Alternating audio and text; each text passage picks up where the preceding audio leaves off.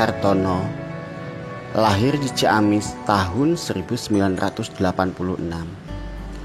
Ia besar di daerah Delanggu, Kabupaten Klaten, Jawa Tengah. Widi, panggilan akrabnya, memiliki postur tubuh subur namun unik dan menarik karena memiliki bahasa tubuh dan mimik muka ramah dan bersahabat. Tidak mengherankan, Widi memiliki banyak teman. Widi mengawali penerimaan jati dirinya sebagai transpuan sejak remaja, mulai tahun 2013. Memilih untuk berrelasi dengan pasangan seorang laki-laki Arab berinisial AF, 40 tahun. Terus terang saya itu seorang transpuan. Saya memiliki pasangan laki-laki dari Arab. Dia tahun 2015 dia mengalami sakit drop dan dia itu dinyatakan positif HIV. Selama lebih kurang 2 tahun menjalani hubungan, di tahun 2015 pasangan Widi mengalami drop dan akhirnya meninggal karena kasus HIV. Awalnya Widi tidak yakin dirinya juga akan tertular karena dia merasa melakukan hubungan seksual dengan pasangan dengan aman sehingga dia tenang-tenang saja. Namun, di tahun 2017 dia mengalami beberapa gejala yang mengarah pada indikasi orang dengan HIV, seperti ruam-ruam di kulit, diare berkepanjangan, serta berat badan menurun drastis. Saya pertama kalinya saya itu tidak percaya apa itu HIV, saya tidak mengenal apa itu HIV, dan saya tidak mengerti apa yang harus saya lakukan setelah saya berhubungan atau berpasangan dengan orang yang positif HIV. Pada akhirnya, Widi memutuskan untuk melakukan tes VCT atau HIV di Puskesmas Bantul 1 Palbapang. Hasilnya menyatakan dirinya positif HIV. Semenjak itu, dia mengalami depresi, putus asa dan hampir saja bunuh diri. Pertama kali mendengar bahwa saya itu positif HIV, waktu itu saya sudah bingung, stres, dan saya merasa saya itu gagal untuk hidup. Karena saya merasa hidup saya itu sudah sebentar lagi, sudah tidak lama. Selama 8 bulan, kesehatan Widi sempat turun drastis sehingga harus dirawat di RSUD Panembahan Senopati. Selesai perawatan di rumah sakit, ia pulang ke Delanggu dan di sana putus minum obat ARV. Widi mencoba untuk terpada keluarga dan orang-orang terdekat dengan harapan mereka bisa menerima keadaannya sebagai orang dengan HIV. Namun apa yang terjadi ternyata tidak sesuai dengan harapan tersebut. Dukungan dari orang terdekat yang diharapkan ternyata justru dia terima hal sebaliknya. Waktu itu saya bercerita, saya open status dengan keluarga besar saya di sana.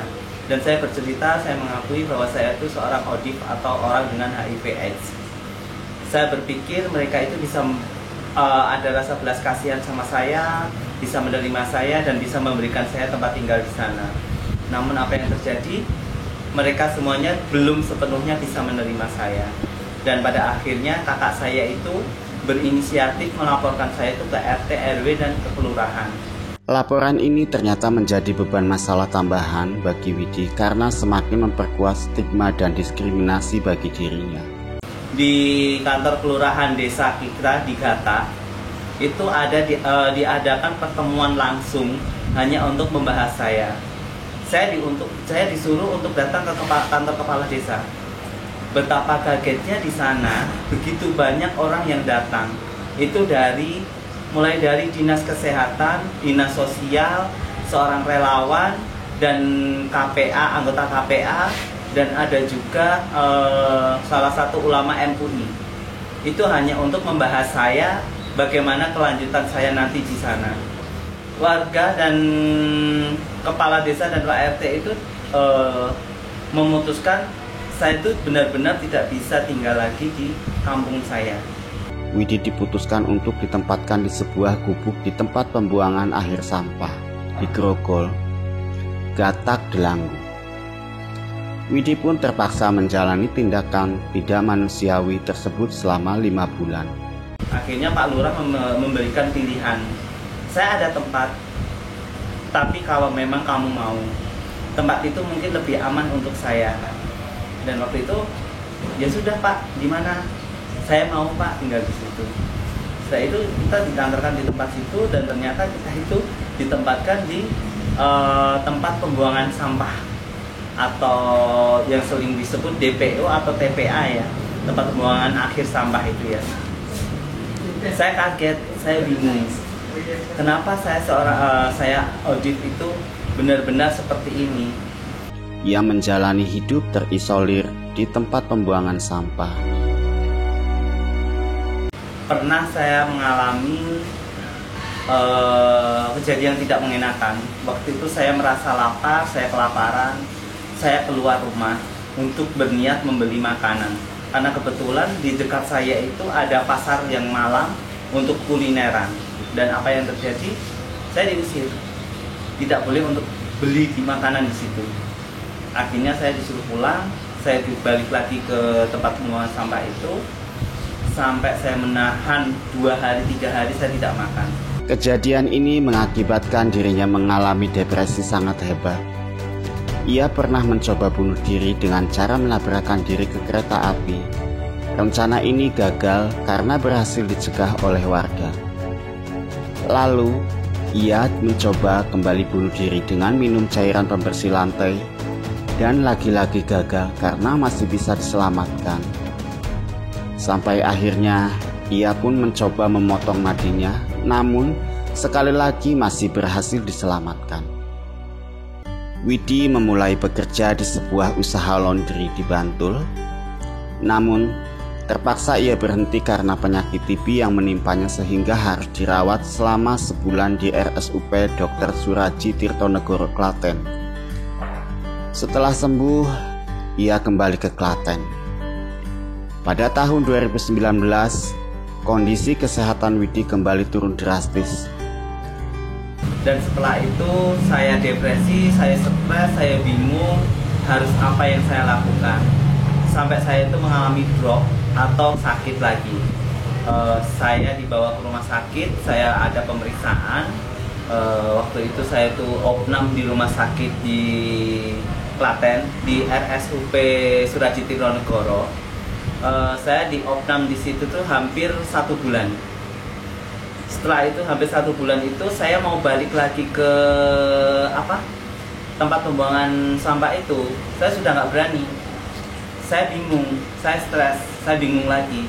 Nanti seumpamanya saya keluar dari rumah sakit, apa yang akan saya lakukan?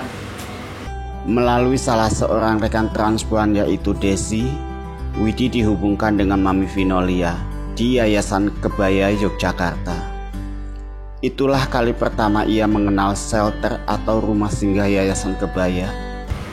Waktu itu datanglah seorang teman KDS di Klaten, namanya itu Mbak Desi. Dia seorang transpuan di Klaten. Dia menemui saya, datang kepada saya, waktu itu menjenguk saya itu di rumah sakit. Dia mengatakan, bertanya kabar saya, gimana Mbak, kabar apa segala macam. Terus saya bingung, kenapa harus bingung Mbak? Saya bingung Mbak, saya mau kemana lagi? Saya tidak ada tempat tinggal lagi. Saya mau pulang lagi ke sana sih sudah tidak bisa. Saya mau nyari kos atau tempat tinggal saya juga tidak punya uang. Pada waktu itu Mbak Desi bilang, langsung ngomong, sudah Mbak, kamu ikut saja sama Mami Vinolia. Mami Vinolia itu orangnya baik. Mami Vinolia itu juga seorang transpuan di Yogyakarta. Dia memiliki yayasan kebaya di Yogyakarta. Ia datang ke Kebaya pada pukul 22 waktu Indonesia Barat, malam hari. Waktu itu pada malam hari setelah saya opnam di rumah sakit, saya memutuskan untuk datang atau pergi ke Yogyakarta. Waktu itu saya tidak tahu tempatnya di mana, saya tidak mengenal Jogjanya itu di mana, seperti apa tidak tahu. Dengan panduan Mami Vinolia, saya diarahkan untuk naik bis ini, untuk datang ke sini, alamat ini. Dan saya di situ waktu itu pertama kali saya bertemu itu dengan Mak Sarinah dan Mami Vinolia. Meski saat itu shelter kebaya sedang kelebihan kapasitas penghuni, namun pengurus kebaya memutuskan menerima Widi tinggal di sana. Kita ngobrol bareng, saya bercerita tentang sayanya itu seperti apa. Akhirnya Mami Vin bilang, ya sudah nak, kamu tinggal aja di sini. Akhirnya saya senang sekali saya mendapatkan tempat tinggal di Yayasan Kebaya. Selama perawatan di rumah singgah kebaya, ternyata Widi juga masih mengalami depresi dan belum yakin benar bahwa orang-orang di sekelilingnya mendukungnya, sehingga dia memutuskan keluar dari shelter. Namun kondisi kesehatannya turun lagi dan pulang ke Klaten dan akhirnya masuk rumah sakit lagi. Ketika sudah diperbolehkan pulang dari rumah sakit, dia sempat menghubungi Bu Ruli melalui telepon agar bisa kembali ke rumah singgah kebaya. Waktu itu saya nggak yakin karena saya ragu apa mungkin Mami Vinolia itu masih bisa menerima saya. Pada akhirnya Ibu Ruli itu meyakinkan saya bahwa Mami Vin itu dengan senang hati bisa menerima saya lagi untuk tinggal di kebaya. Pada akhirnya saya tinggal lagi di kebaya setelah saya mengalami LFU. Waktu itu saya baru tinggal 2 minggu di kebaya yang kedua kalinya. Saya mengalami drop lagi, saya mengalami sesak nafas. Akhirnya saya dirawat di rumah sakit di Rumah Sakit Sarjito. Waktu itu saya ada gejala kelenjar getah bening. Dan ketika saat itu juga ada salah satu seorang pendamping atas nama Pak Haye, panggilannya atau sering diakrab dipanggil itu Ibu Kirana Haye, itu menemukan suntikan dan itu masih utuh di dalam tas saya. Memang saya jujur saya melakukan LFU itu karena saya sudah pasrah, saya sudah tidak bisa lagi menahan saya itu untuk hidup. Pada akhirnya Mami Vin itu mengetahui dan Mami Vin itu amat sangat marah dengan saya. Dan akhirnya ya dengan kejadian itu saya memutuskan saya untuk bisa hidup lebih baik lagi dari yang kemarin. Sejak itulah Widi berkomitmen untuk ikut serta mengabdi di Yayasan Kebaya sebagai volunteer atau relawan. Widi mendedikasikan waktunya untuk menemani ODIP baru ataupun lama yang mengakses layanan di rumah sakit ataupun puskesmas tanpa berharap imbalan apapun. Sejalan beriringnya waktu, bulan Agustus 2021, Widi direkrut sebagai salah satu staf di program ketahanan komunitas transpuan DIY di tengah pandemi COVID-19. Hingga saat ini, Widi masih tetap berkomitmen dan terus membantu untuk program ketahanan transpuan maupun program lansia, juga dukungan ODA di rumah singgah kebaya. Lala Widi berkomitmen sebagai ODIP yang berdaya agar bisa membantu akses pelayanan dan berbagi pengalaman atau melakukan testimoni bagi ODIP lain yang mengalami hal yang sama. Pengalaman hidupnya sebagai orang dengan HIV merupakan pengalaman berharga yang harus dibagikan agar mereka yang sedang terpuruk kesehatannya menjadi lebih kuat dan merasa memiliki teman dalam menghadapi persoalan atau depresi karena menerima stigma dan diskriminasi. Ia yakin bahwa menjadi ODIP bukanlah akhir dari segalanya, melainkan fase baru untuk memulai hidup baru yang lebih bermakna bagi orang lain. Jangan merasa takut, jangan merasa HIV itu akhir dari segalanya, bukan. Karena seorang HIV seperti saya juga bisa melakukan aktivitas seperti orang layaknya biasa saja. Dan kita bisa bersemangat lagi, kita bisa bekerja lagi, kita bisa berdaya lagi untuk membantu teman-teman sesama seperti saya, seorang HIV/AIDS. Saat ini Widi menjalani salah satu role model ODIP Yogyakarta. Ia banyak memberikan dukungan terhadap rekan-rekan ODIP yang sedang mengalami drop pada saat pengobatan dan mengawali penerimaan status sebagai ODIP di Rumah Singgah Kebaya Yogyakarta.